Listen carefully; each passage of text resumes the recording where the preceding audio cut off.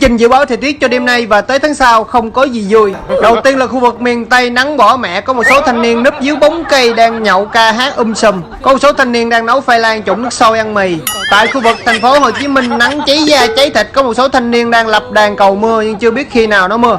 Còn tại khu vực ven biển thì thôi kệ nó đi, mình đâu ở ngoài đó đâu mà mình sợ, đảo vô. Thời tiết trên toàn nước Việt Nam, sáng sớm nắng nhẹ nhẹ, trưa thì nắng hơi gắt chút xíu, chiều chiều nắng dịu dịu. Trên giường thì lúc nào cũng động quá mạnh đôi khi lại sập giường. Khu vực miền Tây tối lúc nào cũng có sao và có gió, đôi khi không có sao không có gió.